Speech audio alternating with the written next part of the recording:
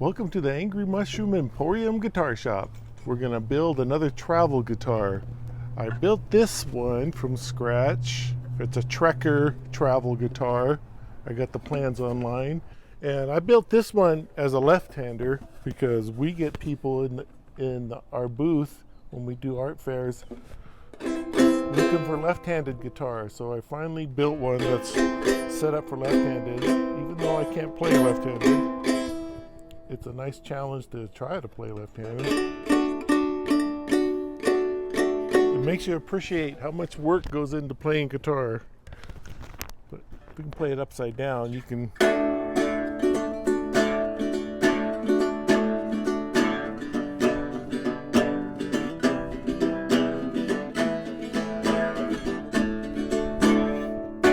So it's pretty bright and loud, and it's a little. There's a couple of improvements I'm going to do on my next build. I'm going to improve the neck angle so I can lower the action slightly. That way we could make more of an Archtop style saddle that's a little higher, which increases the angle coming down here, which gives us better tone because now we're getting more energy into the top. This top's a little stiff, so it's kind of banjo-like, which is okay. It's nice and loud, but I think I want to try to see if I can get a warmer tone on my next one. I like the way the neck came out. Maybe a little slightly thinner would be okay.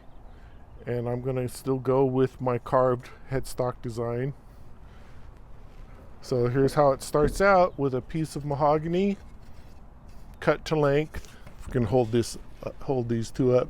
Now the forked end here gets pushed out with a tail block. We'll thin these out a little more. We'll put the tail block in and spread that out so we'll get that A-frame shape. We got to cut a scarf joint for the neck angle. You cut a little bit off the block. We can put it up here. So we slice a bit off the end of the neck and then glue it back underneath. We may glue some wings onto the side so we could get a wider headstock. We cut our tops and shape. It's always a lot of work, but it's so much fun. And let's check out the rest. I found this very helpful. I traced the plans with this thick plastic, cut out the pieces so I can trace my parts a little faster. And what I got is this piece of ash I'm going to use for the tail block. So I just trace that. We'll rough cut it, and then we'll cut it in half here so it's thick enough. It's got to be at least that thick, and we can mark it there. Yeah, that'll be plenty. Okay, now that we thin these out, I'll be able to fit it into the tail block. It's going to be this way, and then we'll get that length in there. See, on the thick one, no way we can do that. So let's go ahead and thin this one out too while I'm at it, so I can build two at the same time. Little production line. I'll start by rounding this out with the files.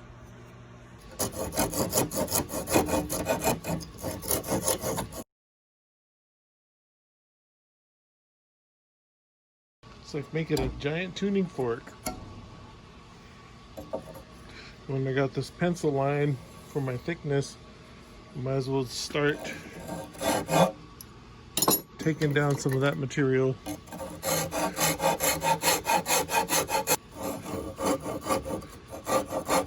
Sculpting the little transition there, so a nice circle.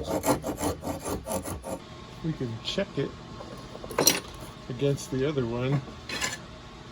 It's closer to the thickness we want here. Boy, that's thin. Don't squeeze it after you measure. Squeeze it, pull it off.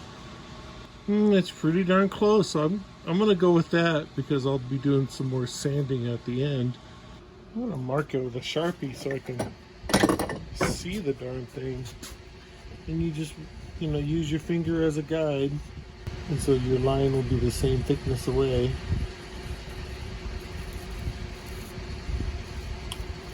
Because this will get covered up at the top and stuff anyway, so you will never see that line.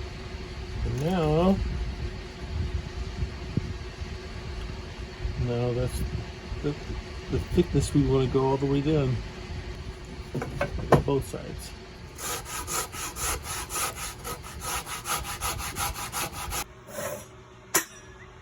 I'm going to cut the scarf straight by hand because I don't feel like setting up the saw. And to tell the truth, when I use the bandsaw to cut scarf joints, they come out kind of wobbly. So I'm going to go a little slower.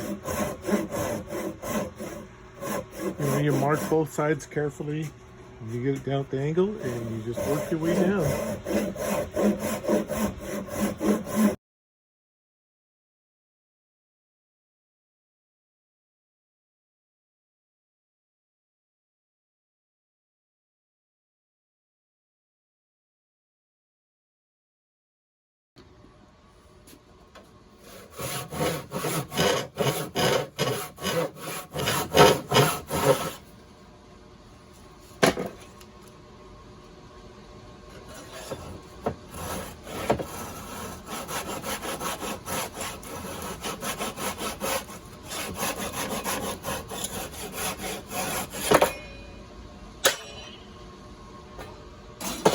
There we go.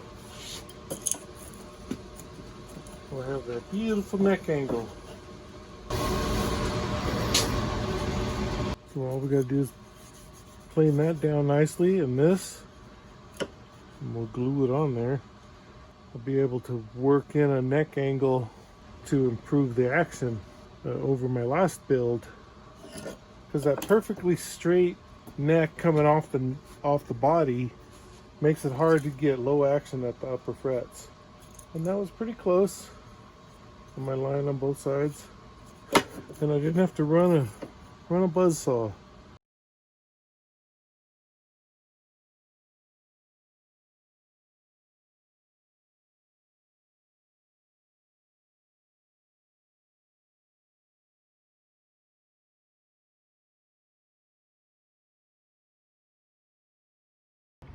For the tail block, I'm going to use this ash in order to get, the grain sort of in a quarter sawn direction.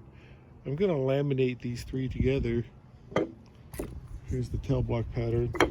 So we'll laminate these together, let it dry, and oh, here it is. It goes in that way, and that's the shape of the top. Now we'll need to plane down these edges so they're good and flat, so I get a good tight fit. You can see the gaps. We'll use the trusty block plane. This is actually sticking up enough. We'll use the old bench dog here.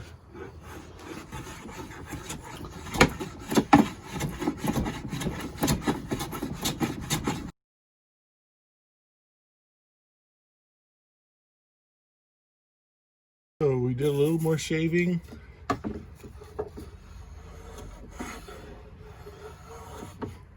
On both the sides. And now that's a good seamless fit. That'll glue together nicely. I'll go ahead and mark this so I know which sides go together. Hey, those are the two faces. All right. Looks like it matches up pretty good. B to B.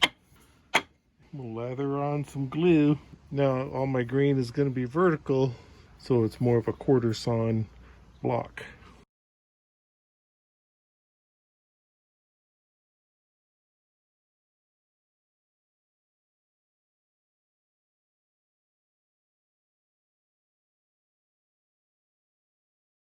We got it basically in there. We clean up some of the squeeze out. They're good seams. They seem good. Put this aside for a moment. And I have this old cutting board that we use for gluing up. Because now we're gonna lay it flat. You know, we'll put more pressure, then we can tighten these guys down a lot better. Here, crank those down. We got a couple more. Yeah, a little more squeeze out. That's always good. I'm gonna put one more in the middle. I have this furniture pipe clamp. Actually came from a yard sale. These are handy because they reach farther. If I have a problem with reaching across, these come in very handy. They crank. You can really squeeze with these. And tomorrow we'll cut out our pattern, cut out our tails. Yeah, good and tight. Now we'll start in on the tail blocks. We have our block of ash, and I have my grain going in the direction I want. We'll get this pattern traced on and cut it out on the bandsaw roughly. Then we'll get it all shaped up. Okay, now we have a pair of tail blocks cut, and this is how it works. And it's got these little flat areas, so when you clamp it, it'll fit right on there. And that's looking pretty good. So we'll fine tune the shape with a file, and we'll glue these guys up. We have two. Clamp the neck down on a board so it doesn't run away from me. Throw some glue on each of these. It can be a little messy. I'm very messy.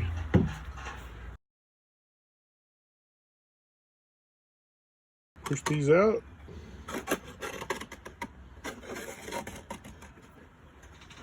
You get lined up. Pull this out a little. Lined up at the edge right here. Just gonna use a spring clamp. Hold me for now. I'll clamp this down too so it doesn't wiggle around. It stays down flat. Because we'll do a lot of leveling and sanding later for the top. I was talking about improving the neck angle so I can get better action, and I go to the Tundra Man website, who has a neck angle calculator. You take the scale length and you take into account the height of your fretboard. In my case, it's about 1/8 of an inch, and the height of your bridge, which will be about 1/2 an inch. I'll put a link. I'll put a link to the website, or at least the name. I need more subscribers to put a link. So here's what the calculator comes up with: 1.89 or 1.889 degree, which is just under 2 degrees. So I have this little tool for figuring out angles. It was my stepdad's, and it was probably in his dad's toolbox. So this is a pretty handy tool. And I dial it in to be 2 degrees right there. Then you line up this is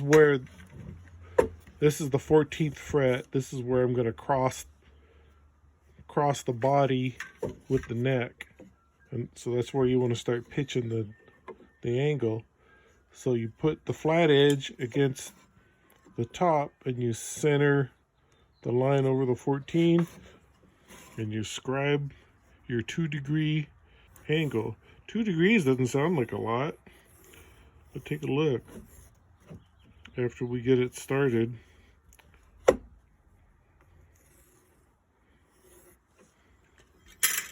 You can see the line, but only about 6 or 7 inches down, and this angle is getting steep. So now what I do is take a straight edge.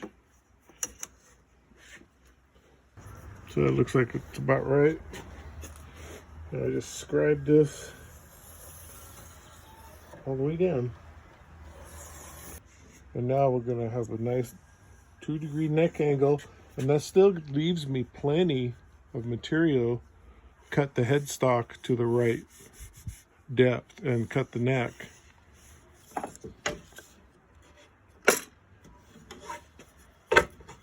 That turned out okay. Now we determine the thickness of my headstock.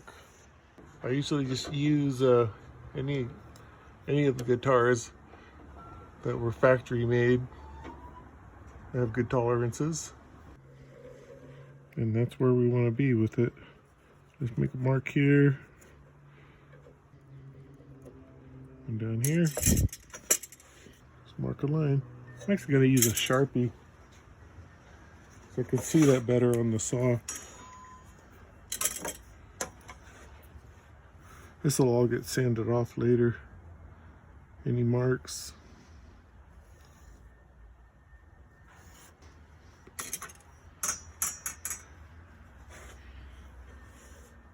Tidy up here. Let the glue dry overnight.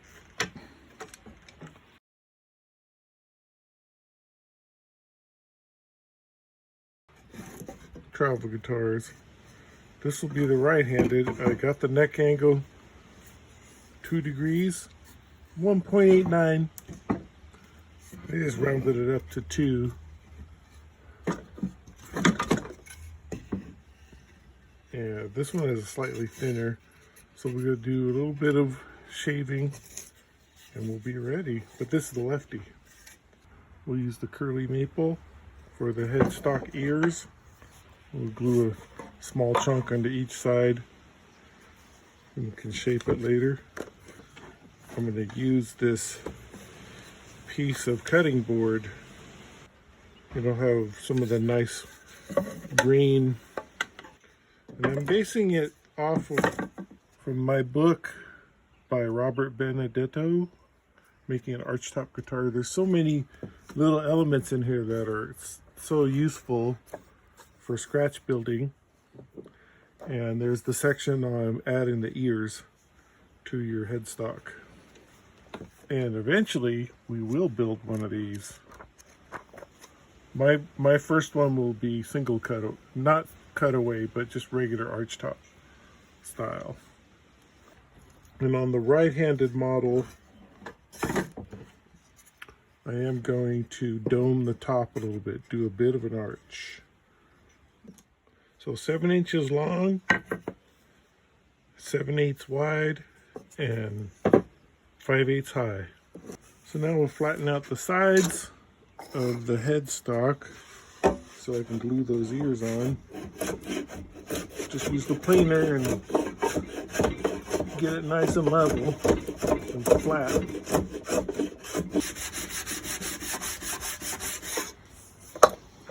That's actually pretty good. Check the other side.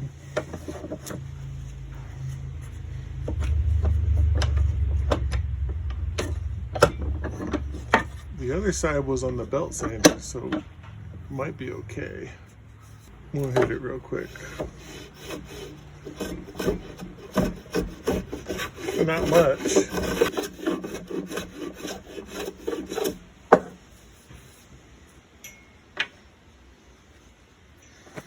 Yep.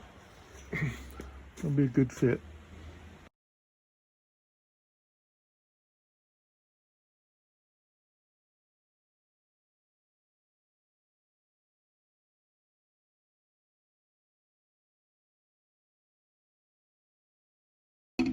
I'll just put them over here to dry.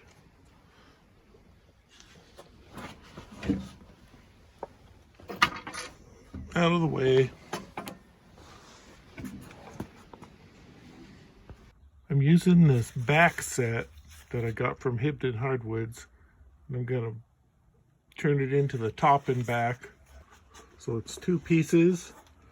They're actually book match. You can see this kind of green pattern coming out. So I stick the weights down here to hold everything down so it doesn't pop up. And I'm just using pipe clamps on a couple of boards, and I clamp down the edges. We'll trace and cut out a top, and with what's left over, we'll glue these 2 sides together and make the back. So I went ahead and marked my center line for the truss rod and on down to the center of the tailpiece. I'm just going to leave a little bit of an overhang back here. Not exact rocket science, but you want to be somewhat accurate. I'm going to use a Sharpie so I could see this really well when I cut it on the bandsaw.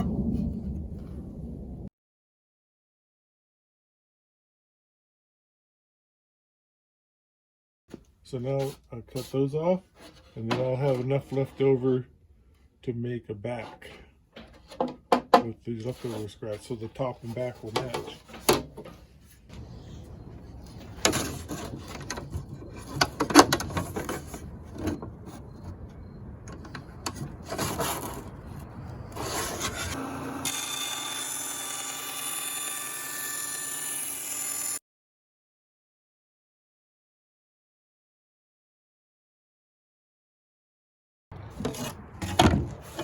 Okay, now we have the basic top cut out.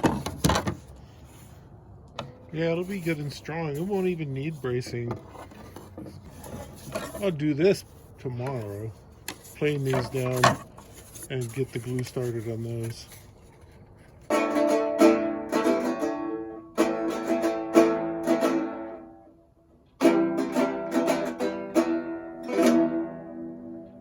There we go. And that's it. Another day at the guitar shop, or another weekend. This was actually a couple of weekends. A bunch of stuff that I work on all the time. Share the completed projects as we go. This was we already talked about this. This was my left-handed travel guitar. You know, this is how they start out. Kind of like so. There's another lefty. And I'm gonna do lighter top, no bracing. That's why this one is very tinny and banjo-like, because the top is super stiff. And I was actually warned that's going to be real stiff, but I wanted to try it out.